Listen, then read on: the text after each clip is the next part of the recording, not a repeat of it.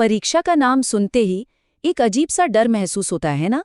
लेकिन सोचिए, अगर ये डर सिर्फ फेल होने का न हो। कुछ कहानियों में ये डर किताबों और नंबरों से कहीं ज्यादा गहरा होता है। एक ऐसा डर जो अंधेरे में, परछाइयों में सांस लेता है।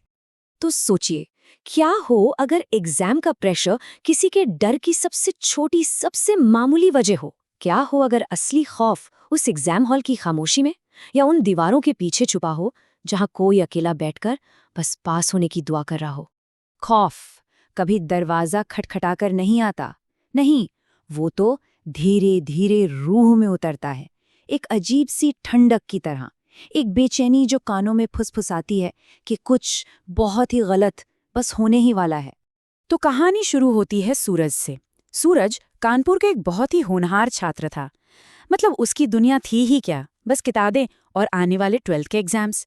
लेकिन जब उसका परिवार एक नए घर में शिफ्ट हुआ तो सब कुछ धीरे धीरे बदलना शुरू हो गया। उसका ध्यान किताबों से हटने लगा। ऐसा लगता था जैसे कोई और ताकत उसे अपनी तरफ खींच रही है। और जो सूरज पहले इतना फोकस्ड था, वो अब सूरज नहीं रहा।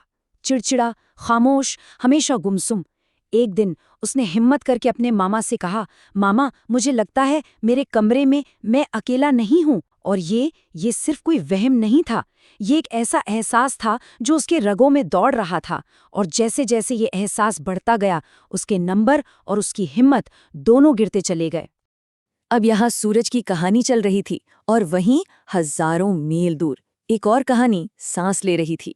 ये कहानी है करण और पुनीत की। दो दोस्त जो रात के अंधेरे में स्कूल के एक बिल्कुल वीरान गलियारे में थे। मकसद एग्जाम का पेपर चुराना। लेकिन उस पिन ड्रॉप साइलेंस में अचानक करण की गर्दन पर एक बर्फीली हवा का झोंका लगा।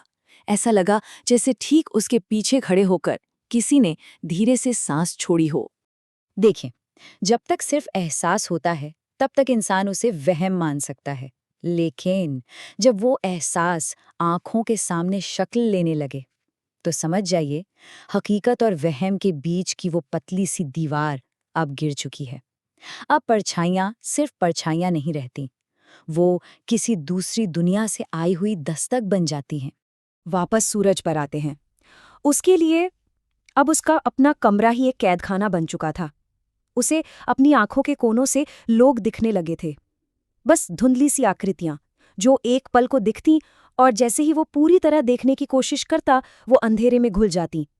लेकिन उनका वो होने का एहसास वो पीछे छूट जाता था। और धीरे धीरे वो धुंधली आकृतियां साफ होने लगीं। कभी उसे दिखता कि बिस्तर के पास एक औरत खड़ी है, बस चुपचाप दीवार को घूर रही है, खामोश, बेजान। तो कभी खिड़की के पास एक छोटा सा लड़का बाहर की तरफ मुंह करके खड़ा है। जब सूरज ने ये सब बताया तो उसके मामा, जो खुद एक पंडित थे, वो सब समझ गए। सच तो ये है कि जिस दिन वो पहली बार उस घर में आए थे, वो उसी दिन उस काली नेगेटिव ऊर्जा को महसूस कर चुके थे। एक ऐसी ऊर्जा जो जिंदा इंसानों की नहीं थी। और उधर स्कूल में, उस अंधेरे गलियारे में, करण और पुनीत की धड़कनें जैसे रुक सी गईं। गलियारे के बिल्कुल दूसरे छोर पे कोई खड़ा था, एक साया, बस एक सिलुएट। दोनों ने एक साथ पलकें झपकाईं, हिम्मत जुटाई और दोबारा देखा, लेकिन वहां अब कोई नहीं था। सिर्फ और सिर्फ एक खाली गलियारा और घुप सन्नाटा। फिर एक रात सूरज का सब्र टूट गया। उसने कांपती हुई आवाज में पूछ ही लिया, कौन हो तुम? जवाब में सिर्फ खामोशी। लेकिन फिर वो लड़का खिड़की के पास खड़ा था। उसने बहुत धीरे धीरे अपनी गर्दन घुमानी शुरू की और घुमाता गया, इतनी कि वो पूरी 180 डिग्री घूम गई। और अब उसकी आंखें सीधा सूरज को घूर रही थीं। हर डर की एक हद होती है, एक सीमा, और अब वो हद पार होने वाली थी।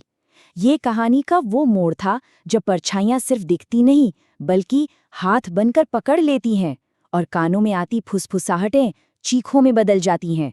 ये वो पल है जब कोई बुरा सपना आंखें खोलने पर खत्म नहीं होता। चलिए अब एक तीसरी कहानी की तरफ चलते हैं। कहानी ऋषि की। जगह है राजमल सीनियर सेकेंडरी स्कूल, शहर से बहुत दूर एक वीरान इलाके में। ऋषि अपने इंजीनियरिंग एंट्रेंस एग्जाम के लिए लेट हो गया था। उसे इस बात का बिल्कुल अंदाजा नहीं था कि वो जिस हॉल में कदम रख रहा है वो सिर्फ एक एग्जाम सेंटर नहीं बल्कि एक कब्रगाह है। ऋषि ने जल्दी जल्दी लिखना शुरू किया। कलम तेजी से कागज पर दौड़ रही थी।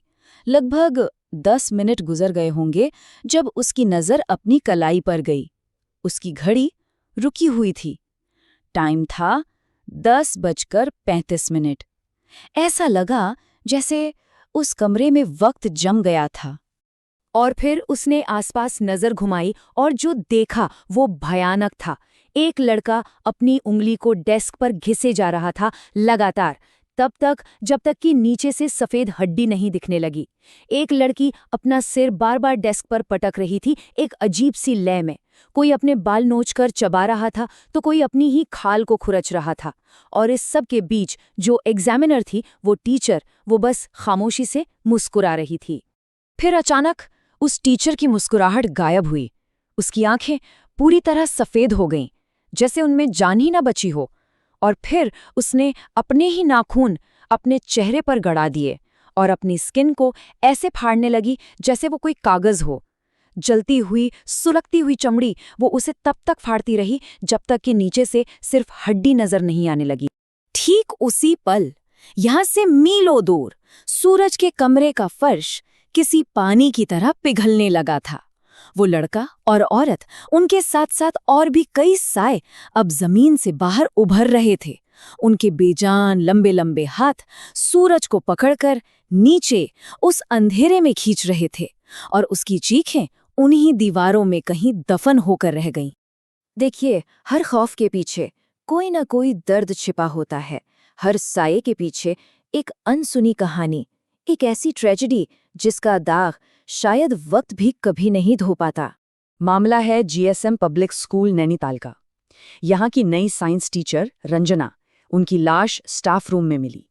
एक बहुत ही बेरहमी से की गई हत्या। लेकिन ये सिर्फ एक मर्डर नहीं था। शक की सुई काले जादू की तरफ इशारा कर रही थी। एक ऐसा कर्मकांड जिसका मकसद होता है किसी भटकती हुई आत्मा को हमेशा हमेशा के लिए एक जगह पर कैद कर देना। जब इन्वेस्टिगेशन हुई तो इंस्पेक्टर को स्टाफ रूम की एक दीवार कुछ अजीब लगी। वो सीमेंट की नहीं, लकड़ी की बनी थी। जब उस दीवार को तोड़ा गया तो अंदर जो मिला उसने सबके रोंगटे खड़े कर दिए। खून से सनी हुई इंसानी हड्डियां, इंसानी बालों से मजबूती से बंधी हुई एक गुड़िया, और उस गुड़िया के ठीक नीचे रखी थी रंजना की एक तस्वीर। तो फिर ऋषि वाले एग्जाम हॉल का क्या राज था? वो जगह क्यों शापित थी? कहानी ये है कि सालों पहले उसी कमरे में एक स्टूडेंट ने एग्जाम से बचने के लिए एक प्रैंक किया। रात के 10:30 बजे एक पटाखा फोड़ा, लेकिन वो छोटा सा मजाक एक भयानक आग में बदल गया। पहले पर्दे जले और देखते देखते पूरा कमरा। उस रात 40 स्टूडेंट्स और एक टीचर उसी हॉल में जिंदा जल गए। ठीक 10:35 पर जब उस आग ने सब कुछ खाक कर दिया। और सूरज का घर, उसका क्या? उसके मामा ने जो पता लगाया वो उस घर के बनने से भी बहुत पुरानी कहानी थी। सूरज के कमरे के ठीक नीचे सदियों पुराना एक बहुत गहरा अंधा कुआं था। एक ऐसा कुआं जो न जाने कितनी ही अनगिनत मौतों का गवाह रहा था, और उन सब की कब्र भी था। देखिए, कहानियां तो अक्सर खत्म हो जाती हैं, लेकिन उनका खौफ वो कभी खत्म नहीं होता। वो एक जख्म बनकर रह जाता है। कुछ जख्म इंसानों के जहन पर और कुछ उन जगहों की दीवारों पर जो हमेशा के लिए बदनसीब हो जाती हैं।